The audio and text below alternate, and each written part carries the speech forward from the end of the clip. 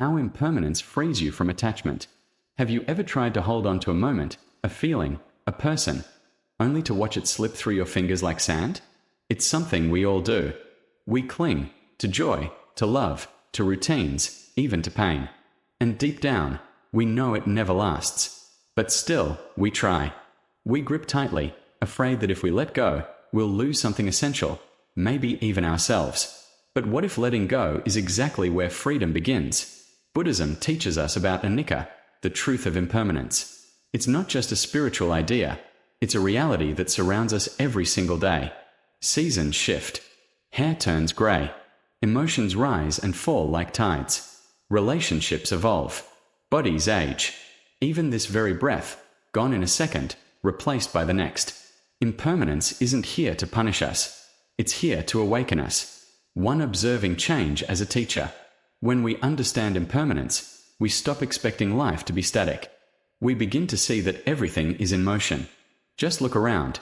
The tree outside your window is not the same tree it was a year ago. Your thoughts today aren't the same as yesterday's. The version of you watching this video isn't the same version that woke up this morning. This constant change can feel unsettling, but it also holds a quiet gift. Because when we stop demanding permanence from a world that's always changing, we begin to suffer less. To attachment and the illusion of forever. Most of our emotional pain comes not from the changes themselves, but from resisting them. We become attached to ideas, to outcomes, to how things should be. We say, I want this to stay the same. I want them to never leave. I want to always feel this way. But life doesn't promise that, and never did. Clinging to permanence in an impermanent world is like trying to anchor a boat in flowing water. No matter how tightly we hold on, the current keeps moving. Have you ever stayed in a relationship longer than you should have, just because you feared change? Or held on to anger because it gave you a sense of identity? Or obsessed over a past success, as if it defined your worth forever? Those are all subtle forms of attachment, and they all ignore one simple truth: nothing stays the same. 3. The liberation hidden in letting go. Now here's the shift. When we accept impermanence, we open the door to liberation. We stop fighting reality. We begin to experience life in its raw, beautiful, unpredictable form.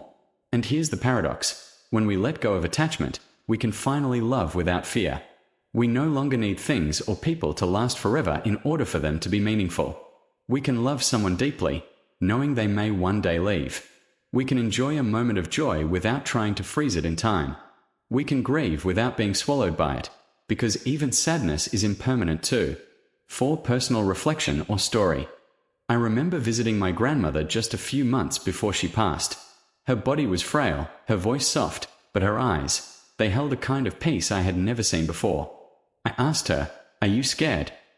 And she smiled, shook her head, and said, "Everything that begins must end. And that's okay." In that moment, she wasn't clinging. She was simply being present, awake, free. It hit me later.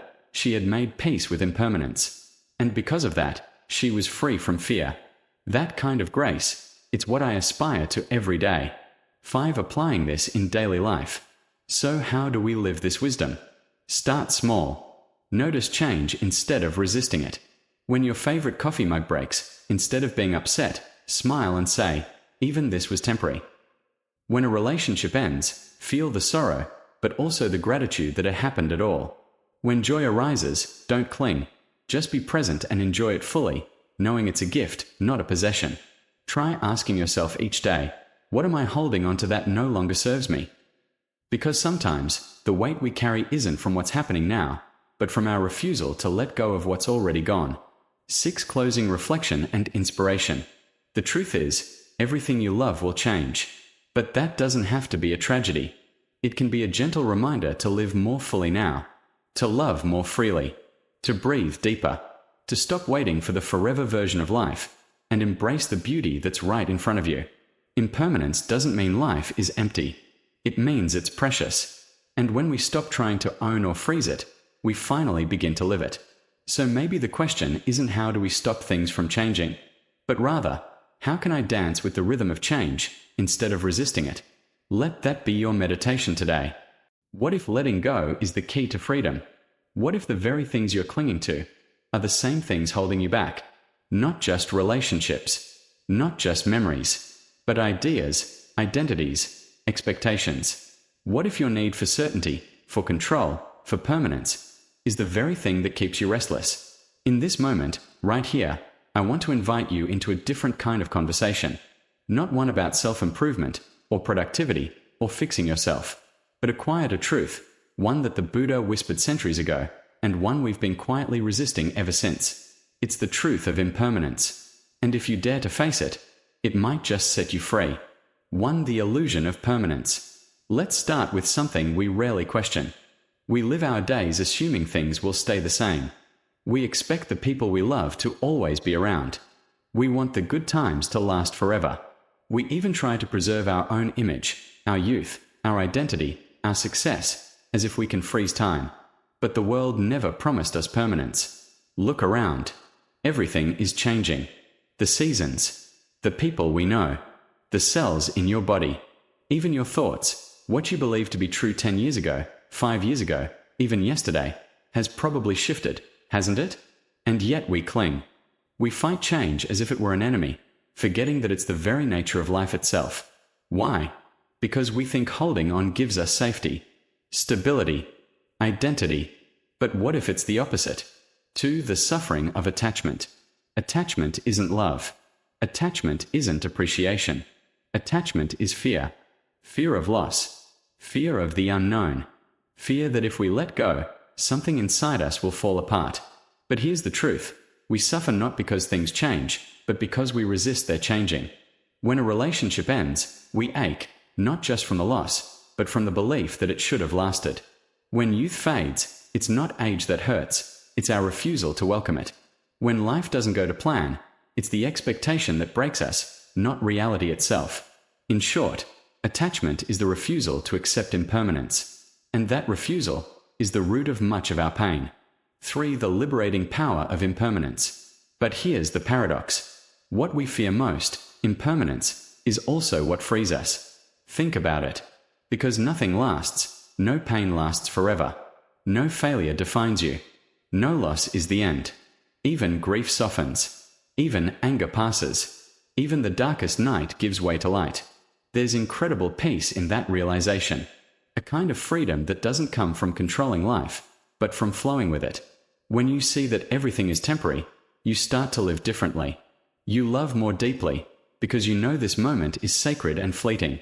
You forgive more easily, because you realize grudges are heavy and time is short. You enjoy the little things, a breeze, a smile, a warm cup of tea, because they are not small when seen through the eyes of impermanence. For a personal lens. I'll tell you something personal. There was a time I clung to an old version of myself. The successful one. The one who had it all figured out. I was terrified to let it go, terrified to admit that I had changed, that life had changed me. But eventually, life forced my hand. A loss, a breakup, a quiet unraveling. And in that space, something unexpected appeared. Clarity, peace. Not because everything got better, but because I stopped needing it to stay the same. I realized, who I was yesterday doesn't have to define who I am today. And neither does what I've lost. That's the gift of impermanence. It allows you to begin again. 5. Practical application. So how do we live this? Start by noticing your clinging. Are you gripping too tightly to a past that's already gone? To a version of the future that hasn't arrived? To a person, a role, an expectation that no longer fits? Then gently, remind yourself, this, too, will change. You don't have to rush to let go. Just begin to loosen the grip. Open your hand a little. Breathe into the space where fear used to sit. Try this the next time you're stuck in traffic, frustrated with someone, or caught in anxiety. Whisper to yourself, this is not forever. Because it isn't. And that's not tragic. It's sacred. Impermanence doesn't mean life is meaningless. It means life is alive. It means that every moment matters, not because it lasts, but because it doesn't. It means you are not bound by your past, not defined by your mistakes, not trapped in your pain. You are free. Always were. Always will be. So the next time you feel yourself clinging, ask, what am I really afraid of losing? And more importantly, What might I gain if I let go?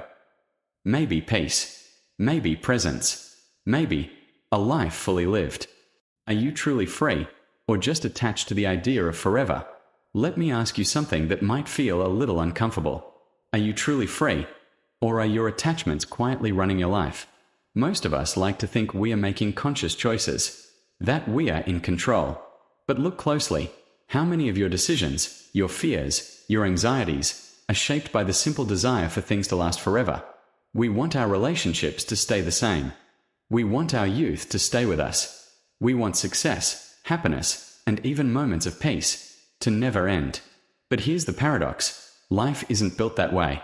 Nothing lasts forever. And yet, we live as if it should. What if the very thing you fear, impermanence, is actually the key to your deepest freedom? The hidden trap of wanting things to last. Think about how much of your emotional energy goes into preserving things. We preserve our image, on social media, in conversations, even in the mirror. We preserve our roles, being the dependable one, the strong one, the successful one. We preserve relationships, not always because they're right, but because we're afraid of what life looks like without them. At the root of all this? Attachment. Not just to people or things, but to the idea of forever. Have you ever noticed how a beautiful moment becomes bittersweet the second you realize it won't last? That beach sunset. That perfect dinner. That deep connection.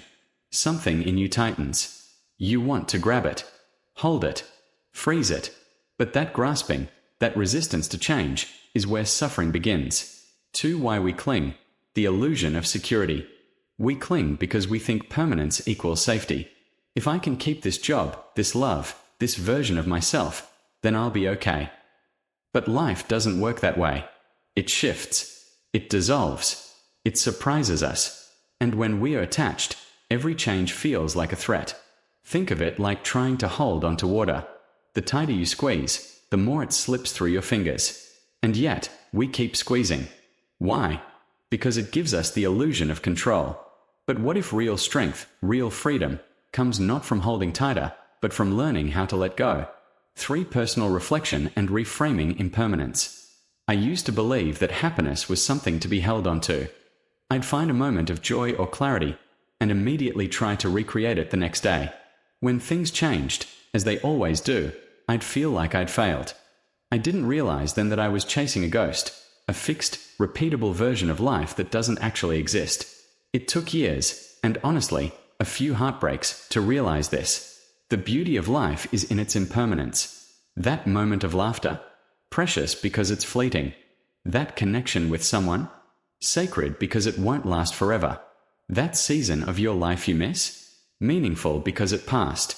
The truth is, when you stop expecting things to stay the same, you begin to appreciate them more fully while they're here. For what freedom really means.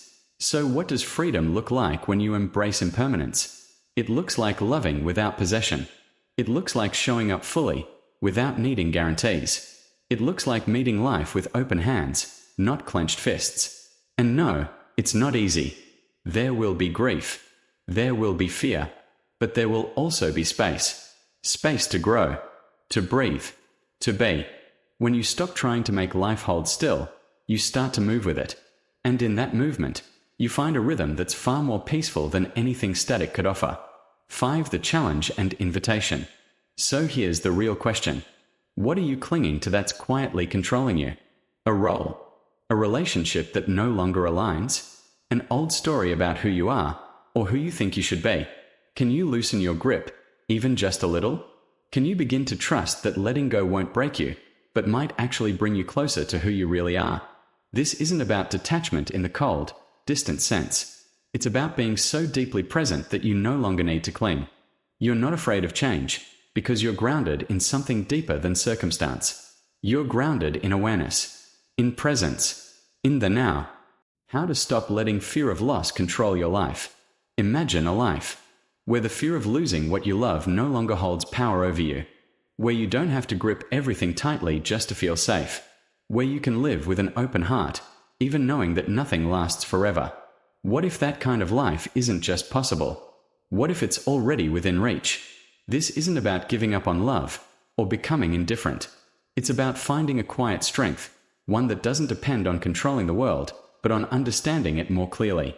And the key to that strength is a simple truth we often overlook: impermanence. One, the universal fear of loss. Let's be honest.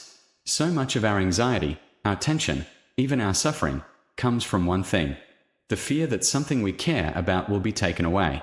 We fear losing people. We fear losing youth, success, reputation, stability. We even fear losing ourselves, the version of us we've worked so hard to become. And because of that fear, we cling. We attach. We hold our breath and try to make things stay. But here's the problem: life doesn't operate on permanence. It never did. To a deeper look at impermanence. In Buddhist teaching, impermanence, Anattā, isn't just a poetic idea. It's the fundamental nature of reality. Everything changes. Everything flows. Your thoughts, your feelings, your relationships, even the cells in your body are constantly regenerating. But we live as if we didn't know that. We make promises to ourselves like, if I can just hold on to this job, this person, this feeling, then I'll be okay. But the truth is, the more we resist change, the more we suffer when it inevitably comes. Think about it. Have you ever tried to hold on to a relationship that had already run its course? Or chased after an old version of yourself, even when life was clearly asking you to evolve? It hurts, not because things change, but because we fight the change. 3. Letting go doesn't mean losing love. Now here's where many people misunderstand. Letting go doesn't mean becoming cold or detached. It doesn't mean loving less. It means loving freely, without the need to control. When you embrace impermanence, you begin to love people not because you want them to stay forever, but because they're here now. You cherish moments not because you expect them to repeat, but because they're happening now. You trust yourself, not because life is predictable, but because you've learned how to move with it. That's not weakness. That's resilience. That's freedom. 4. Personal reflection or story. I used to think that peace would come when everything in my life finally settled. When the uncertainty stopped. When the relationship stayed. When the emotions calmed down. But life kept moving. People left. Plans changed. Some things I loved fell apart. And strangely, that's when I started waking up. Not because things got easier, but because I stopped expecting them to stay the same. That shift changed everything. I started noticing the beauty in things because they were temporary. I began appreciating people without needing to possess them. And most importantly, I began trusting myself to navigate change instead of fearing it. 5. The transformation in your relationship with life. What if you stopped seeing change as a threat and started seeing it as your teacher? What if every ending wasn't a failure, but a natural part of the unfolding? When you embrace impermanence, your relationship with life transforms. You stop gripping the steering wheel so hard. You stop trying to freeze the moment. And you start participating, fully, openly, courageously. You stop being the person who watches life with anxiety, and you become the one who dances with it. Isn't that the kind of freedom you've always longed for? 6. Practical wisdom for daily life. So how do we begin? You don't need to change your whole life, just your relationship to it. Next time you feel fear rising, pause. Ask yourself, am I afraid of losing this? Or am I afraid of letting go? Try observing things without attaching a story. A moment of joy. Breathe it in, without needing it to last. A wave of sadness. Let it move through you, knowing it won't stay. A person you love? Tell them now. Be present now. Appreciate them as they are, not as you wish they would always be. Because here's the real miracle. When you stop clinging, you start truly living. This isn't just ancient philosophy. It's a living truth, waiting to unfold in your everyday life. You don't have to fear impermanence. You can walk with it. Learn from it. Let it soften you, not break you. And in doing so, you'll find something stronger than certainty. A deeper trust in yourself. A more open heart. And a peace that no circumstance can take away. The shifting sands of reality. Let me ask you something. Have you ever wished something would stay exactly the same? A relationship, a feeling, a season of life. Only to watch it slowly, or suddenly, slip through your fingers? Maybe it was the warmth in a relationship that started to fade. Maybe it was the energy of your youth. Or maybe it was just a sense of certainty that used to anchor you, until life, quietly or violently, shifted the ground beneath your feet. We've all been there. There's this deep part of us that wants things to last. We crave permanence, stability, something solid to hold on to. But here's the truth, one we often avoid. Everything changes, even the things we beg to keep. And the more we resist that, the more we suffer. One, the illusion of permanence. Let's start with this. Permanence is an illusion. Now, that might sound unsettling at first, but stay with me. We treat our lives like they're written in stone. We make plans, hold expectations, build futures based on the idea that things will stay how they are, or at least how we want them to be. We say things like forever love, lifetime career, I'll always feel this way. But in reality, nothing in this world stays fixed. Not even who we are. You're not the same person you were 5 years ago. Neither am I. And that's not a flaw in the design. That's the design. Everything we touch, relationships, possessions, our bodies, our identities, they're all written in sand, not stone. The tide will come. The winds will shift. And that's not a threat. It's an invitation to wake up. To the pain of resisting change. So why does change hurt so much? It's not always the change itself that causes pain. It's our resistance to it. It's like this. Imagine you're holding onto a rope that's being pulled away from you. The tighter you grip it, the more it burns. Letting go doesn't remove the loss, but it eases the suffering. We resist because we are afraid. Afraid of being alone. Afraid of uncertainty. Afraid that if something good ends, we'll never feel it again. But have you ever noticed? The moments we cling to the hardest often already gone. The relationship is already changing. The job is no longer fulfilling. The version of ourselves we are chasing doesn't even fit us anymore. Yet we tighten our grip. And in doing so, we miss the beauty of what's becoming. Because we are still mourning what was. 3. Learning from nature. Nature is the greatest teacher of impermanence. Look at the seasons. Spring never apologizes for turning into summer. Autumn doesn't cling to its leaves. And winter, no matter how harsh, doesn't last forever. Nothing in nature stays the same. And yet, everything belongs. There's no panic in the falling of a leaf.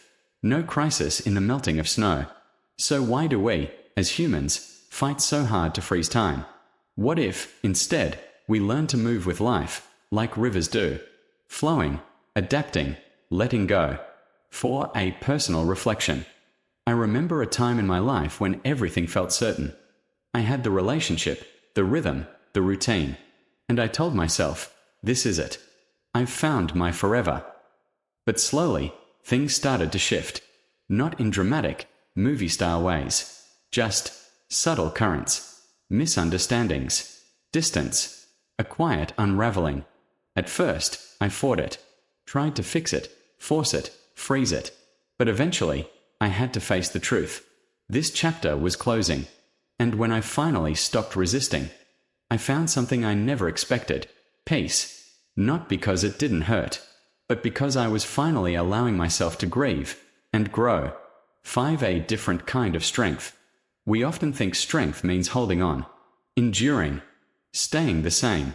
But what if real strength is the willingness to change, to let things fall away, to meet yourself in the unknown, to trust that even when something ends, life hasn't stopped loving you.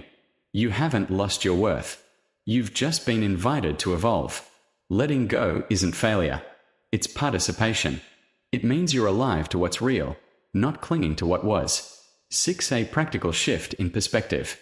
So how do we live with this? How do we hold things we love, knowing they won't last forever? Start here. White right pointing backhand index hold gently. Enjoy deeply, but don't grasp. Let people, moments, and experiences be free. White right pointing backhand index expect change. Not in a cynical way, but in a wise one. Anticipate growth, transitions, and even goodbyes. White right pointing backhand index love fully anyway. Don't let impermanence make you bitter. Let it make you bolder, softer, more present. White right pointing backhand index return to now. This moment is the only one we are ever really guaranteed. Be here for it. really here. The sands of reality are always shifting. You can't stop the tide, but you can learn to walk the shore with open eyes and an open heart. Let life surprise you. Let it break you open, not break you down. And maybe, just maybe, what comes after the letting go is something more honest, more aligned, and more alive than anything you were clinging to before. Attachment's hidden chains. How fear and comfort keep us stuck. Have you ever noticed how hard it is to let go? Not just of people, but of ideas, habits, titles, the version of ourselves we think we are supposed to be. There's something deep in us that clings, not because we are greedy or selfish, but because we are scared. Let's pause here. What are you holding on to right now that deep down you know is holding you back? For most of us, attachment isn't loud or obvious. It hides in the background, disguised as love, ambition, responsibility, or even common sense. We say, I can't quit this job, it's stable, even if it drains our soul. We scroll social media, unable to stop comparing, chasing validation like it's oxygen. We stay in relationships that no longer grow, simply because the silence after goodbye feels unbearable. But beneath all these surface stories, attachment has three roots: fear, insecurity, and comfort. Let's start with fear. Fear tells us that without this thing, this person, this status, this routine, we won't be okay. It whispers, if you lose this, you lose yourself. Fear keeps us stuck in patterns that feel familiar, even if they're harmful. It convinces us that the known hell is safer than the unknown freedom. And then comes insecurity. This one's sneakier. Insecurity attaches our self-worth to external things: success, appearance, approval.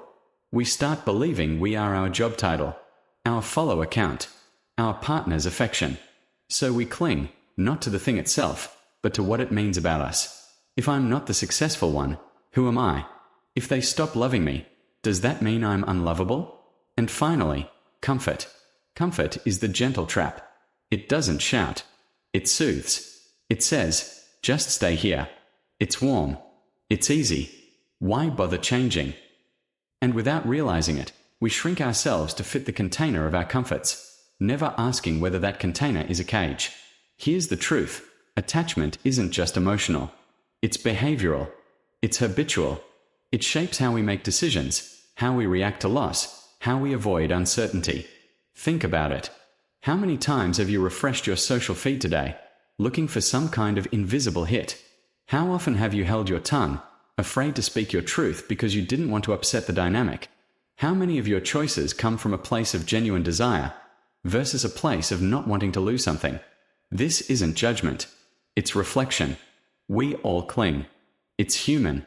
But the danger is this: attachment convinces us that what we are holding is life, when in fact, what we are holding might be what's blocking life.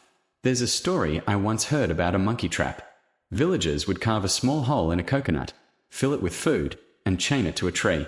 The monkey reaches in, grabs the food, but because its fist is now full, it can't pull its hand back out. All it has to do is let go. But it doesn't. And so it stays trapped. Not by the coconut, but by its own grip. We laugh at the monkey, but how many of us are doing the same? Clutching the past, gripping tightly to expectations, refusing to let go of identities we've outgrown. Sometimes we say we are afraid of change, but more often we are afraid of the empty space that comes after change. What if, instead of fearing that emptiness, we learn to trust it? Because here's the paradox. The moment we release attachment, not the object, but the grip, we create space for something deeper. For clarity. For peace. For presence. In Buddhism, they don't say desire is evil. They say attachment to desire is the root of suffering. Why? Because when we cling, we resist the natural flow of life. We try to freeze things that are meant to change. We try to possess what's meant to pass through. And when we live like that, life becomes a series of disappointments. Because nothing, truly, stays the same. Not our bodies. Not our careers. Not our relationships. And that's not a tragedy. It's just life. So, how do we begin to loosen the chains? Not by forcing detachment, but by gently becoming aware of our grip. Ask yourself, am I choosing this, or just afraid to lose it? What belief is keeping me attached here? What part of me feels threatened if this thing disappears? Awareness doesn't demand immediate change. It simply opens the door. And over time, as we practice non-attachment, we begin to see clearly. We love more freely. We let go without collapsing. We stop mistaking security for stagnation. Here's the most beautiful part. Letting go doesn't mean not caring. It means we care without clinging. We show up fully, without trying to possess or control. We love people, knowing they're not ours. We enjoy success, knowing it's not permanent. We walk through life with open hands, willing to receive, willing to release. So today, take a moment. What are you holding too tightly? And what might happen if you let it go? Wisdom from the ages. Embracing flux. Have you ever found yourself wishing something would last forever? A perfect moment. A feeling of happiness. A person. Even pain, strangely enough. Sometimes we hold on to it because it's familiar. But here's the truth that ancient wisdom has whispered for centuries. Nothing stays the same. Everything changes. Everything flows. And deep down, we know this. But accepting it? That's the real challenge. Across time and continents, two powerful traditions, Buddhism and Stoicism, have tried to help us make peace with this fact of life, impermanence. In Buddhism, impermanence is called Anattā. It's one of the 3 marks of existence. In Stoicism, the idea comes through sayings like memento mori, remember that you will die, and this too shall pass. At first, these teachings might sound samba, but they aren't meant to depress you. They're meant to set you free. Because when we truly understand that everything is in motion, that no emotion, situation, or season is final, something inside us relaxes. We stop fighting the current. We stop holding so tightly. And in that softening, something beautiful opens up. Resilience. Let me ask you something. How many times have you been heartbroken, only to laugh months later and say, I really thought my world was ending? How many sleepless nights have you endured, only to realize that the storm passed, and you're still here? When we embrace impermanence, we stop reacting with panic and start responding with presence. We say, yes, this moment is hard, but it won't last forever. Or, yes, this joy is sweet, and because it's fleeting, I'll savor it even more deeply. The Stoics believed in preparing the mind. They practiced something called premeditatio malorum, the premeditation of adversity. Not to become cynical, but to remember, everything can change. Everything will. And that's not a problem. It's life. Buddhism takes a slightly different path but reaches the same place. Instead of preparing for loss, it invites us to observe it in real time. To sit with the reality that nothing we see, feel, or experience is permanent. And that's where mindfulness comes in. Because impermanence isn't just a grand idea, it's happening right now. Take a breath. Notice it. And now it's gone. You'll never breathe that breath again. You'll never experience this moment again in exactly the same way. And yet, there's no sadness in that, unless we try to hold it. Here's where things get practical. So many of our struggles come from our resistance to change. We want things to stay the same because it makes us feel safe, predictable, in control. But what if we flipped the script? What if we started seeing change not as a threat, but as a gift? Because every ending makes room for a beginning. Every goodbye creates space for something new to arrive. Even decay, yes, even death, is part of a cycle that leads to transformation. Look at nature. No season lasts forever. Spring blossoms into summer. Summer fades into fall. And yet we don't scream at the leaves for turning red. We don't demand the trees stay green year-round. We accept the rhythm, and often find beauty in it. So why can't we do the same in our lives? The answer isn't to detach in a cold, emotionless way. It's to observe with compassion. To notice when something is shifting, without clinging. To love fully, without needing forever. To hurt deeply, without believing the pain will never end. This takes practice. And it starts with one simple thing: awareness without judgment. Try this the next time you're overwhelmed. Pause. Take a slow breath. And instead of saying, I can't handle this, try saying, this is what's happening right now, and like everything else, it will pass. That one shift in mindset can change everything. It doesn't erase pain, but it gives you the strength to walk through it. It doesn't freeze happiness, but it teaches you how to truly be present for it. And that's what resilience really is, not just surviving what changes, but growing through it. So many people think strength means being unshakable. But true strength, the kind taught by sages and monks and ancient thinkers, is the ability to be shaken and still stay rooted, to be moved by life, but not destroyed by it. I once heard someone say, "You can't stop the waves, but you can learn to surf." And that's what impermanence invites us to do, to ride the waves with grace, to stop trying to control the ocean and start learning to float. So maybe the next time life feels uncertain, when a job ends, when a relationship shifts, when the future feels blurry, you'll remember this. You've survived every wave so far. You've grown through every season you thought would break you. And no matter what's coming, this too shall pass. Not because life is cruel, but because life is movement. And when we embrace that movement, really embrace it, we find a kind of peace that no stability can offer. Not a peace that comes from everything staying the same, but a peace that comes from knowing we'll be okay even when it doesn't. So today, ask yourself, what are you resisting that might actually be trying to grow you?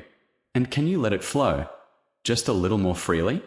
The alchemy of letting go, turning attachment into presence. Letting go.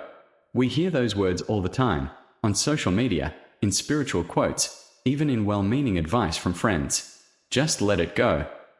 As if it were that easy. But what if letting go isn't about forcefully dropping something? What if it's more like softening your grip, little by little, until you realize you're free? This is the quiet art I call the alchemy of letting go. It's not about giving up. It's about giving space. Let's start here. What are you holding onto right now that may no longer be holding you?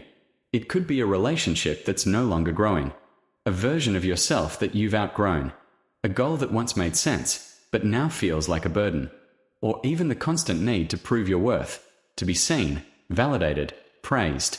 These attachments sneak in quietly. They start with good intentions, but over time, they can become chains, heavy, invisible, and hard to name. So how do we loosen the grip?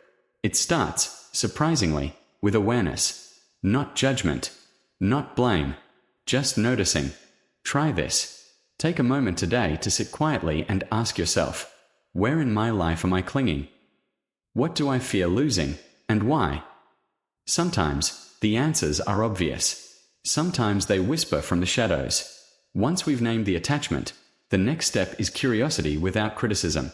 Ask, what does this attachment give me? What part of me feels safer because it's here?